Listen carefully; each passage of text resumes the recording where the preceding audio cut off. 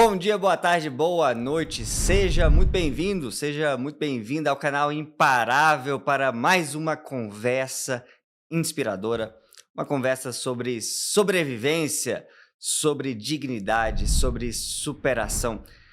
Dariane Batista é filha de uma auxiliar de serviços gerais, que já foi doméstica por muitos anos, de um pedreiro, origem muito simples.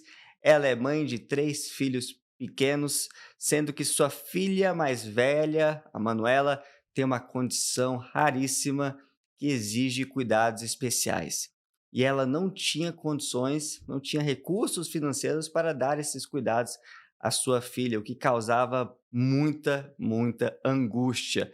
Em 2021, durante a pandemia, morando com a sua irmã, ela precisava muitas vezes de doações de parentes para ter o básico. Decidiu, por meio dos concursos, transformar essa realidade. Estudava, na maioria das vezes, de madrugada ou enquanto os filhos dormiam. Foi aprovada em um concurso. Logo depois, decidiu que poderia ir além. Decidiu prestar a prova para a Defensoria Pública do Estado do Mato Grosso. Mas um detalhe, só tinha uma vaga e ela passou em primeiro lugar. Hoje ela consegue dar toda a assistência aos seus filhos que são necessárias ali para que eles tenham os cuidados especiais que precisam, tem dignidade, tem condições de dar lazer, tem condições de ter uma vida realmente adequada e está mirando voos mais altos. Dariane é a prova viva de que todo mundo pode, desde que nunca desista, desde que persista. E é com muito orgulho que dizemos que ela foi aluna GRAN e continua sendo aluna GRAN para outros desafios. Vamos agora conversar com ela e conhecer melhor essa história. Dariane, seja muito bem-vinda. Muito obrigado por estar aqui em Brasília conosco para contar a sua história. Eu que agradeço por essa oportunidade de poder estar contando a minha história para as pessoas e, quem sabe, inspirando principalmente outras mães que talvez estejam passando pela mesma situação que eu um dia passei. Dariane, você é filha de uma empregada doméstica, trabalhou muitos anos como empregada doméstica, hoje é auxiliar de serviços gerais, seu pai pedreiro, uma origem muito simples. Pode falar um pouco da sua infância e o que os estudos representavam para você? Então, desde muito cedo, o meu pai e a minha mãe, eles sempre incentivaram, tanto eu quanto os meus irmãos a estarem ali estudando, a não faltar à escola, a se dedicar para conseguir ter uma mudança de vida. Basicamente, eles nos ensinaram que os estudos era a nossa porta ali para conseguir ter uma condição de vida melhor e sair daquele estado de vulnerabilidade que a gente já vivia desde muito pequena, né, tanto eu quanto a minha irmã, quanto o meu irmão também. Então, para mim, os estudos era a oportunidade, eu precisaria me esforçar, eu precisaria estudar, e se algum dia eu quisesse ter uma condição de vida boa, seria através dos estudos. Era assim que eu enxergava. E aí depois, formada, buscou o mercado de trabalho, não conseguiu se posicionar, o que aconteceu? Então, depois, posteriormente, na adolescência, eu já apresentei devido a alguns problemas pessoais, eu tive um pouco de desânimo em relação aos estudos. Cheguei a iniciar um semestre de administração na Universidade Federal, porém, eu engravidei, foi a minha primeira gravidez da gestação da Manuela. E ali eu desanimei bastante, porque a gente estava vivendo um período de greve na rede de saúde. Então, a cidade que eu estava morando era uma cidade que estava passando por uma situação bem complicada. Então, e aí eu pedi desistência. Ali eu desisti daquele semestre, e naquele momento eu desejei focar na minha gestação, principalmente por ser a minha primeira gestação. Pouco tempo depois que a sua filha nasceu, você descobriu que ela tinha uma condição rara, raríssima. Que condição é essa? Sim, quando ela tinha 4 meses, o diagnóstico veio com 4 meses, mas desde quando ela nasceu já apresentou alguns sinais, ela nasceu com uma lesão na mão, a gente achava que tinha sido algo ali durante o parto, mas aí posteriormente começou a aparecer outras lesões, começou a aparecer algumas bolhas, e aí ela começou a passar por dermatologistas, e aí com 4 meses a gente recebeu o diagnóstico de uma doença chamada epidermólise bulhosa, é uma doença rara, é uma doença genética não contagiosa, porém ela é uma doença que causa muito sofrimento na vida da criança, principalmente na fase da infância, quando a criança quer brincar, quer se divertir, e pelo menor atrito que tiver, ela já tem uma lesão. E aí precisa de muitos cuidados, precisa de medicação, principalmente medicação nutricional, porque crianças portadoras dessa síndrome tendem a ter dificuldades nutricionais também. E a minha filha dependia muito de mim, tanto financeiramente quanto nos cuidados também, que ela precisava de um cuidado diferenciado de outras crianças. Eu imagino que tudo isso seja caro, né? Esses cremes, medicamentos, tudo que ela precisava. Você conseguia custear isso? É extremamente caro. Não, eu não conseguia custear, nem mesmo as medicações nutricionais dela. Então eu ficava muito triste, porque eu via ela naquela situação e eu não conseguia proporcionar para ela uma melhora na qualidade de vida, porque devido a todas aquelas lesões que ela tinha, só de você pegar ela no colo, uma bebezinha, você pegava no colo, as marquinhas do seu dedo, cada marquinha do dedo era uma lesão. E aí ela chorava muito e eu chorava junto também, porque eu ficava desesperada, eu não sabia o que fazer, eu era mãe de primeira viagem. E ainda por cima com uma criança que dependia de cuidados que eu não tinha conhecimento, porque eu também não entendia ainda sobre essa doença na época. Você era mãe solo? Não tinha apoio? Sim, eu era mãe solo, não tinha apoio, então eu tive que eu já entendi ali que eu precisava aprender tanto sobre a doença, como eu precisava providenciar o que ela fosse precisar.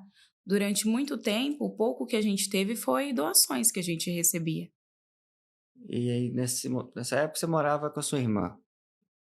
Imagino que sua irmã ajudava um pouco ali, você a ter pelo menos o mínimo ali, talvez, de dignidade. Na verdade, posteriormente, eu fui morar com a minha irmã quando eu já tinha os gêmeos, né. Uhum. Eu tive ali a Manu, aí passei algumas dificuldades com a Manu. Depois de um tempo eu engatei num relacionamento que infelizmente não deu certo, porém, eu tive os gêmeos nesse meio tempo.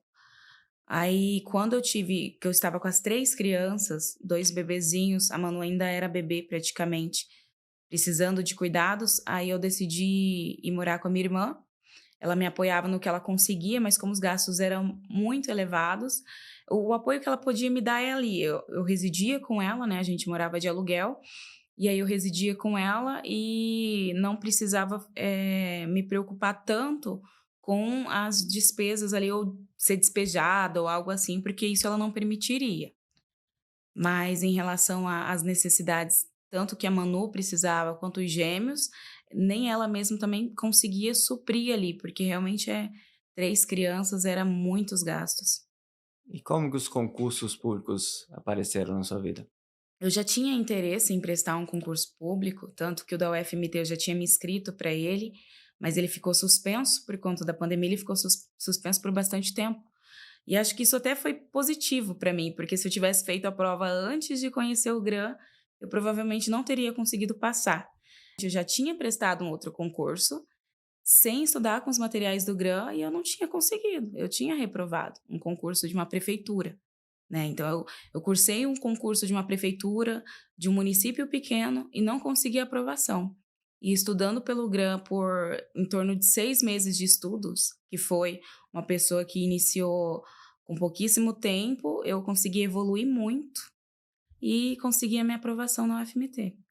Voltando aqui um passo, como que você fazia para estudar? 3 filhos pequenos, uma filha com cuidados especiais, depois parece que você descobriu que um dos seus, gêmeos tem também um espectro autista, não é isso? Então, mais cuidados especiais. Como é que você organizava esse tempo? Sim, é na época que eu estava residindo com a minha irmã.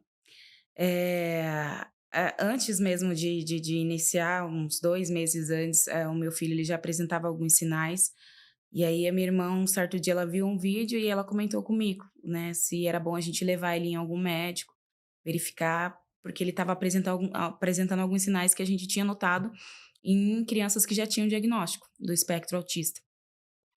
E aí eu né, fiquei meio receosa, mas decidi levar ele num neurologista do município mesmo.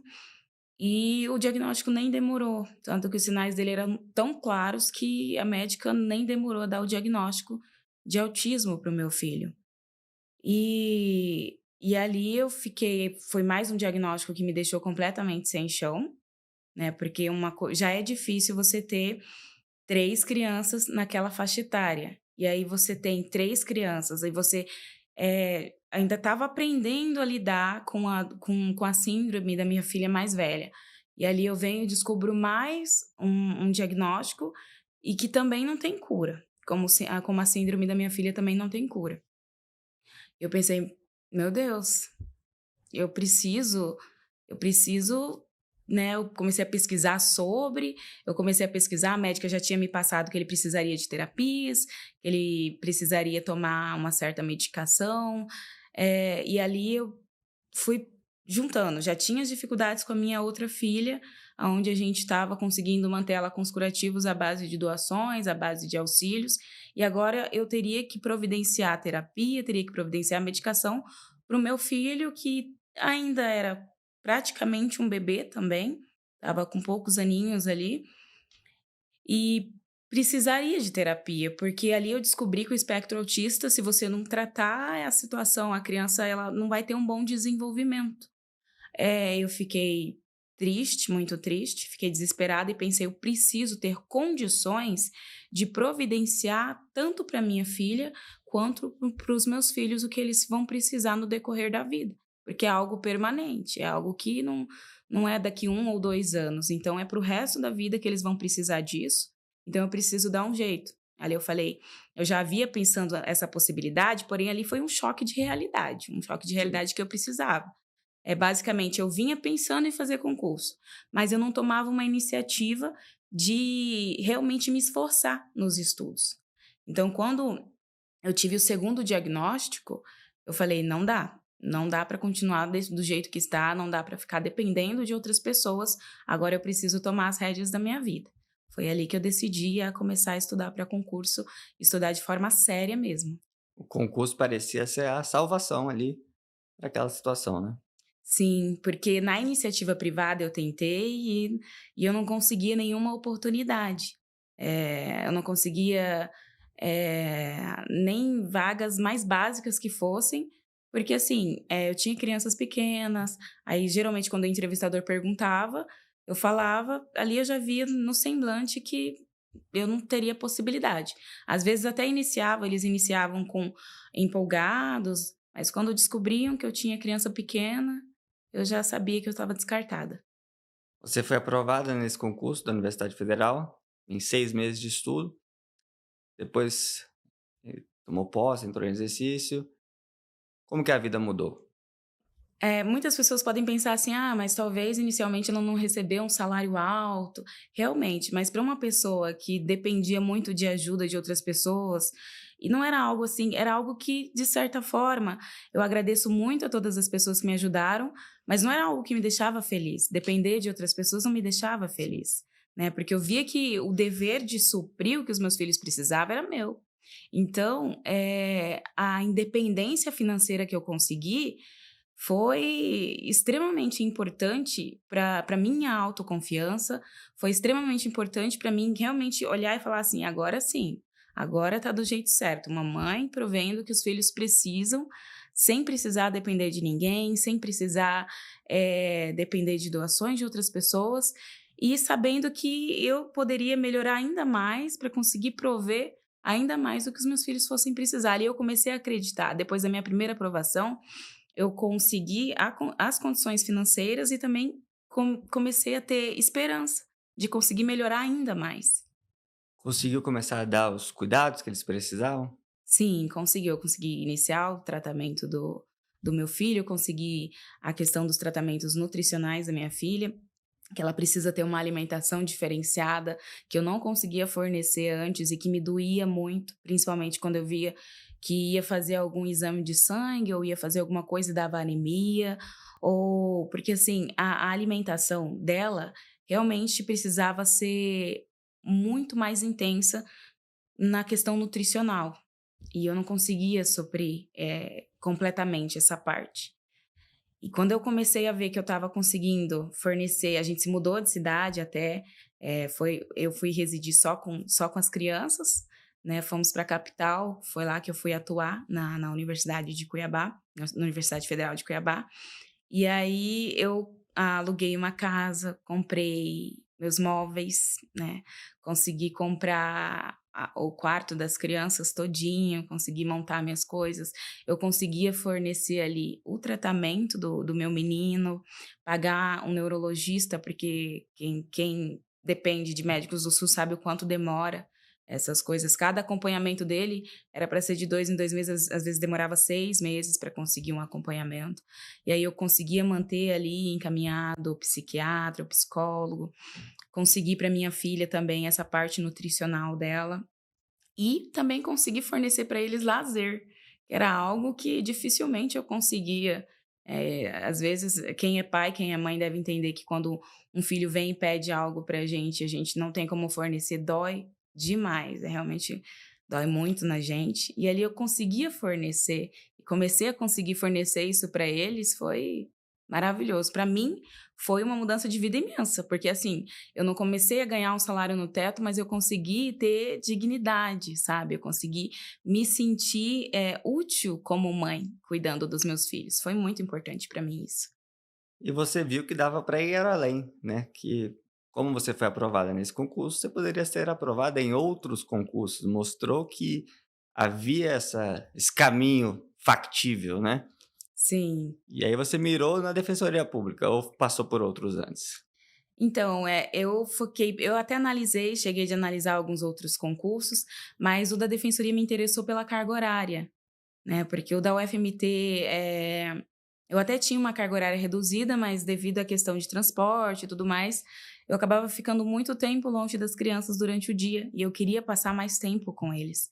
Então eu pensei ali, agora eu vou atrás de uma carga horária mais reduzida e também um plano de carreira melhor, porque quem é pai, quem é mãe deve saber, a gente pensa aqui no agora, mas a gente também pensa no longo prazo. Sim. Então eu pensava assim, conforme eles for crescendo, eles vão precisar de mais coisas, né? Chegar na adolescência, começa a iniciar preparativos para a questão de faculdade, essas coisas. Então, eu falei, eu não quero que eles chegam na fase da adolescência e se encontrem perdidos, tendo que começar a vida deles sem nenhum apoio.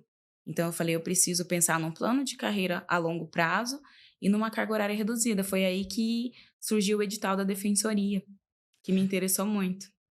E agora vamos voltar à pergunta que eu fiz anteriormente, mas nesse outro cenário, você trabalhava 7 horas por dia, 8 horas por dia?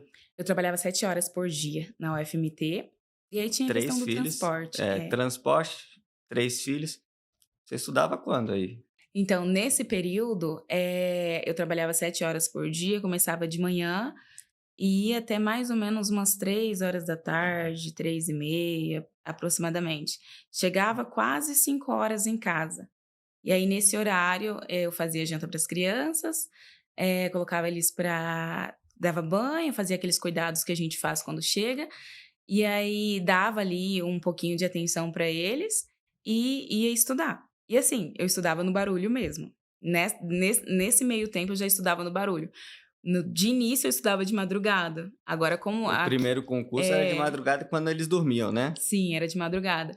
Aí como nesse período eu já tinha uma carga de estudo, já não era mais tão iniciante, eu estudava mesmo com eles brincando, pulando em cima de mim. E eu tentava ali me concentrar o máximo que eu podia, porque eu não queria mais ter que fazer aqueles estudos durante a madrugada, porque foram extremamente exaustivos. Então, no seu primeiro concurso, você acabou pulando essa parte, você estudava de madrugada enquanto eles dormiam. Sim, Dormia mal então, né, ficava muito e mal. aí o nosso corpo não aguenta isso muito tempo, né, dá para fazer Não, isso pontualmente, né, depois sim. Eu, acaba que sobrecarrega demais. Sim, eu dormia muito mal, porque assim, durante o dia eu não tinha como dormir, eu tinha que cuidar deles, né, muito pequenos, não tinha como dormir de jeito nenhum. Então o único horário ali que eu tinha para me concentrar, e naquele momento eu precisaria de uma concentração maior, porque eu nunca tinha estudado assim afinco para concurso, tinha matérias que eu nunca tinha nem ouvido falar, como direito administrativo mesmo, não tinha nem nunca ouvido falar. Então, assim, eu precisava de uma concentração, eu estudava durante a madrugada. Mas tinha dias que eu chegava, assim, depois que as crianças dormiam, eu sentava num cantinho escondida e chorava. Eu pensava, meu Deus, queria dormir um pouquinho, sabe? Queria só deitar aqui tranquila. Mas eu sabia que se eu deitasse e dormisse, eu não ia ficar em paz. Porque eu precisava estudar, eu precisava dar um jeito de mudar logo a minha vida. E tinha que ser uma mudança rápida. Tinha que ser uma mudança muito rápida. O seu concurso só tinha uma vaga. Da defensoria, sim, Não só te uma vaga. assustou, não? Assustou, me deixou com um pouco de receio, né, na época, porque assim, ele foi regionalizado, então ele tinha uma vaga para Sinop e 4 vagas para Cuiabá. Eu até pensei na possibilidade de arriscar para Cuiabá mesmo, porém, ali eu estava pensando em mudar, jornada, como eu citei no início, né, buscar uma jornada mais reduzida, um plano de carreira melhor, só que eu também tinha interesse em residir mais próximo da minha irmã, do meu pai, porque eu tinha me mudado para Cuiabá, tinha ficado distante deles. E ali em Sinop eu ficaria perto deles. Então eu pensei, não, eu vou tentar. Eu vou tentar e torcer para dar certo. Mas assim, eu realmente fiquei com muito receio. Havia dias que eu estava confiante, havia dias que nem tanto. Né? E chegou até algum dia que você estava assim, exausta, pensando assim, será que dá? Será que tem como? Será que com 3 crianças pequenas é possível fazer isso daqui? Sim, até porque era um concurso ali só com uma vaga, era um concurso que foi mais concorrido do que o FMT, estava sendo mais cobiçado. E também teve, assim, momentos que eu me senti tão cansada que eu pensei: "Como que eu faço?". Eu ia ler PDF e não estava conseguindo me concentrar, eu ia ver videoaula, minha visão já estava doendo. E aí eu comecei a ouvir as audioaula na época, que lá na plataforma do Gran tem as audioaula também. Aí eu colocava as audioaula e fechava o olho e tentava não dormir, mas ficava ouvindo, concentrada. Então eu fazia fui mudando as técnicas, né, eu fui tentando encaixar ali uns métodos que fosse para dar conta. Como é que foi a sensação quando você viu seu nome no Diário Oficial? Já resultado final, primeiro lugar, única vaga disponível. Demorou a cair a ficha, desse demorou a cair a ficha, porque, assim, quando sai o resultado preliminar a gente já vê que tá ali e tal, mas a gente sempre fica assim, principalmente quando é só uma vaga só, ainda fica meio receosa de mudar alguma coisa ali. Então, quando saiu o resultado final, eu demorei a cair a ficha, assim, eu fui me tocar mesmo que eu tinha conseguido alguns dias depois, com outras pessoas me parabenizando, comentando, e eu mesmo demorei. E eu fiquei muito feliz, muito feliz. E ali, novamente, é que nem eu sempre paro para analisar. Eu passei de uma pessoa que não estudava para concursos, que estava sem esperanças nenhuma, minha autoconfiança estava no chão, sabe? Eu passei de uma mãe solo, desempregada, com uma autoestima muito baixa devido a todas as situações que eu passava muito preconceito também. E passei no da UF, fiquei mais confiante. Porém, quando eu passei no da defensoria, eu pensei: "Nossa, posso ir além". E aí eu passei no da defensoria e pensei: "Realmente, eu acho que eu consigo ir além". E ali, eu depois que começou a cair a ficha, eu fiquei extremamente feliz, fiquei muito grata e pensei: "Talvez seja a hora de eu pensar mais longe", sabe? Você ligou para os seus pais depois, comunicou Sim, para geralmente eles? quando em ambas as aprovações eu entrava em contato primeiro com a minha irmã e comentava com ela, ela acompanhou desde o início ali da minha jornada no mundo dos concursos, ela me acompanhou. E aí comentei com os meus pais também, e aí todo mundo ficou muito feliz, até porque eu também ia ficar mais perto da família, porque era um emprego muito bom, é um emprego muito bom, numa área muito boa, e aí eu fiquei muito grata, tipo, me senti mais realizada, sabe? Você trabalha na Defensoria Pública há 9 meses. Sim. O primeiro cargo te deu dignidade, como você colocou. E esse segundo cargo, o que que mudou na sua vida? O primeiro me deu dignidade e esse segundo cargo eu acho que eu posso dizer que ele me encaminhou para autorrealização, porque agora eu ainda continuo estudando para concursos, mas não é por necessidade, não é por desespero, como foi inicialmente, mas é porque eu agora acredito que eu posso chegar num cargo que esteja ali de acordo com o que eu sempre sonhei, coisa que eu não tinha confiança antes. Eu não era uma pessoa que pensava assim, eu acho que eu tenho chance talvez de algum dia tentar um cargo fiscal. Eu, de forma nenhuma, eu nem pensava nessa possibilidade, sabe? O máximo que eu pensava era tentar um seletivo, um cargo de nível fundamental em uma prefeitura. A minha confiança era muito baixa. Então, esse segundo cargo, ele melhorou ainda mais a minha autoconfiança e me deu a sensação de que eu posso tentar algo para me agradar e não só para sobreviver, sabe? Você une as 2 coisas, né, ganha bem e tem um trabalho importante, que faz a diferença na vida das pessoas e que te dá condições também de cuidar da sua família.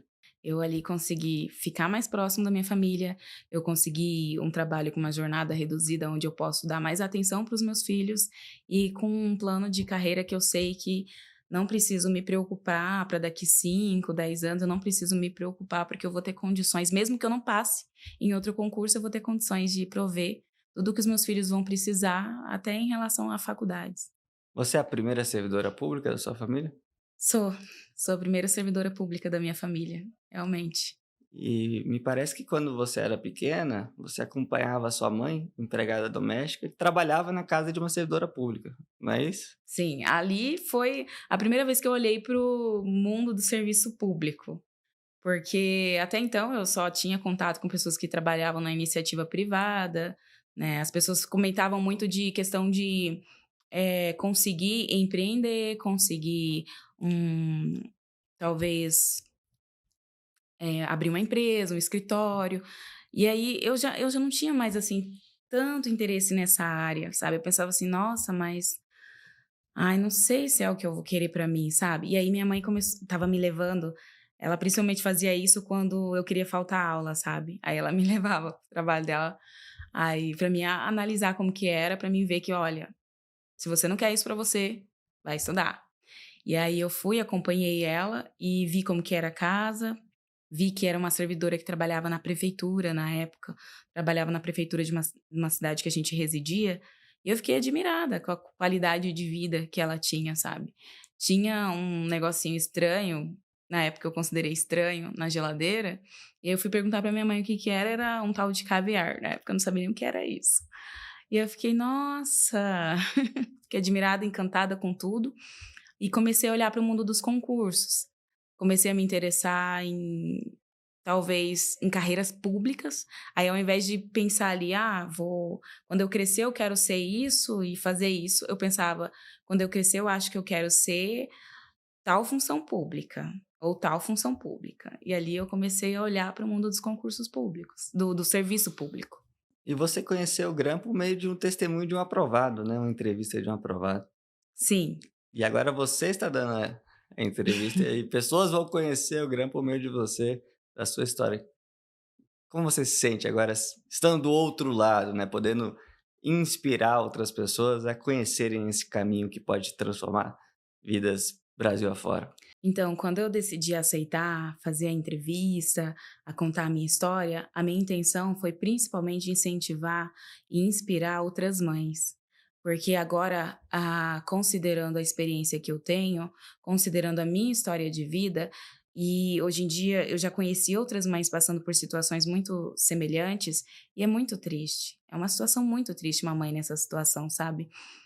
Que se encontra perdida, não sabe nem por onde começar, o que fazer, porque é que nem comentam muito e que nem eu sempre percebi muito quando os pais são separados. Quando o pai ele tem dificuldades ali, eles encaixam o valor da pensão de acordo com o que ele vai conseguir pagar, mas a mãe ela não tem essa opção, ela não tem a opção de conforme o que ela vai conseguir, é conforme o que a criança vai precisar, ela vai ter que suprir o que faltar. Então, acaba sendo algo que sobrecarrega, né, Sim. existem muitas mães sobrecarregadas hoje em dia. Eu conheci algumas no meu próprio município e pensei, talvez existem tantas outras no país que precisam ouvir a minha história para entenderem que tem uma saída ali, porque era o que eu precisava para mim.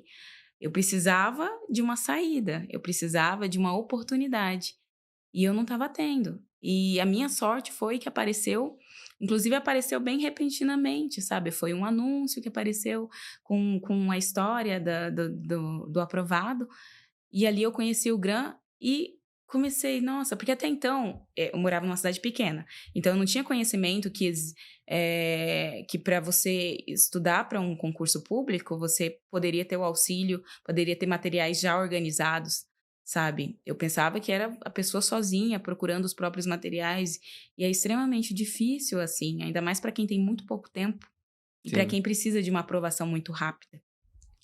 E aí, quando eu decidi aceitar, foi principalmente para inspirar outras mães que talvez estejam passando na mesma situação que eu, para que elas vejam que tem uma saída, que é possível, é difícil, é muito difícil, mas é possível.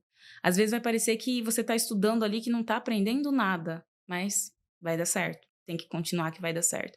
E é recompensador depois que a gente consegue. Qual conselho final você daria para quem está nos acompanhando hoje, principalmente as mulheres, as mães que estão nos acompanhando, talvez pensando que não é possível, não vou conseguir, não dá tempo, não tem como conciliar, ou alguém que já foi reprovado várias vezes? Qual conselho você daria para essa pessoa ser imparável como você foi e é na sua jornada? Bom, um conselho que eu forneço para as mães ou para outras pessoas que estejam passando uma dificuldade, principalmente de ter tempo para estudo, é que faça no tempo que você conseguir. Não se compare com outras pessoas, só entenda ali que cada pessoa tem a sua jornada, tem um método que funciona melhor para você e que o importante é você ter consistência, você persistir, sabe? Ah, mas eu não consigo 3 horas, eu não consigo. Tenta 2 horas, tenta 1 hora. Vai demorar mais para conseguir a aprovação? Pode até demorar, mas você vai conseguir 1 hora, sabe? 1 hora você vai conseguir e você vai olhar para trás e você vai pensar: nossa, valeu muito a pena. Dariane, muito obrigado pela participação. Queremos você de volta aqui em breve como auditora, hein? Vamos fazer um combinado aqui. Agora que você viu que dá para mirar Vai. alto, né? A auditora que você quer, então é o que você vai conseguir. Se for Agora outro cargo, mirando alto. você decide aí, mas a gente quer você de volta aqui no topo, porque você merece, você tem capacidade de chegar lá. Você já rompeu as barreiras mais difíceis. Geralmente são essas primeiras aprovações que são as mais difíceis, tá? Porque é quando você rompe a barreira ali de sair de não ter condições para ter pelo menos o mínimo ali de dignidade, aí depois você consegue respirar e pensar: agora eu consigo ir além, né? Agora eu consigo respirar e me estruturar para ir mais longe. Muito obrigado pela participação, muito obrigado pela confiança aqui no Grana, nossa plataforma. Eu agradeço ao Gran também. É que nem eu expliquei, já comentei aqui na entrevista e eu gosto de reforçar. Foi um diferencial na minha vida o Gran. É por isso que eu sou muito grata. Gosto de reforçar isso, principalmente para as pessoas entenderem que foi um diferencial. Eu não teria conseguido, porque para você organizar a quantidade de material que tem, para você encontrar materiais de qualidade, já leva muito tempo. E com pouco tempo que eu tinha, eu não ia conseguir.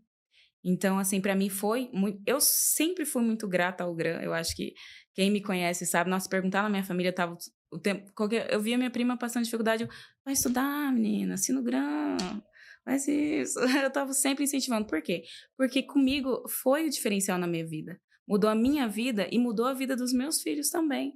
Então, assim, a gente está falando aqui de uma plataforma que, além de me fornecer, que eu acho que é bom citar isso, eu tive a oportunidade de conseguir assinar o GRAN também, que inclusive o nosso colega citou durante o evento. A assinatura recorrente foi um diferencial na minha vida. Eu também não teria conseguido assinar se não fosse essa opção, né? Sim. Então, assim, pessoas que estão ali passando por um estado de extrema vulnerabilidade, elas conseguem ter a oportunidade de ter uma assinatura com custo-benefício bem mais em conta e com opções para conseguir efetuar a assinatura. Então, assim, foi um diferencial na minha vida. Eu consegui assinar na época também com a assinatura recorrente. E aí deu tudo certo, ainda bem. E é isso. Mas muito obrigada mesmo. Obrigada pela oportunidade de poder estar contando a minha história para poder conseguir inspirar outras pessoas também. Muito obrigado. E muito obrigado a você que nos acompanha aqui no canal Imparável. Mais um ano no nosso canal, indo aí. Eu acho que esse daqui é o 7º ano já do canal. Já perdi as contas, sabia? mas são muitas conversas, muitas entrevistas inspiradoras. A da Dariane aqui, uma conversa que realmente me energizou. Saio daqui energizado e espero que seja o caso para você também. Deixe seu comentário com o que você achou da entrevista, deixe o seu like, ative as notificações clicando aí no sininho e acompanhe o nosso canal, seja pelo YouTube, seja pelo Spotify. Estamos em ambas as plataformas, escolha a que você achar melhor. Até a próxima, toda quinta-feira, às 19 horas, uma nova entrevista imparável para você. Tchau, tchau.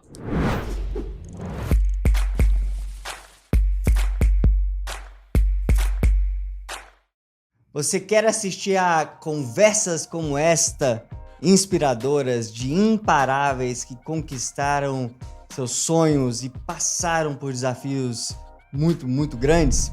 Então inscreva-se no canal Imparável, acompanhe centenas de entrevistas como esta e também assista aos novos depoimentos, às novas conversas toda quinta-feira às 19 horas aqui no canal.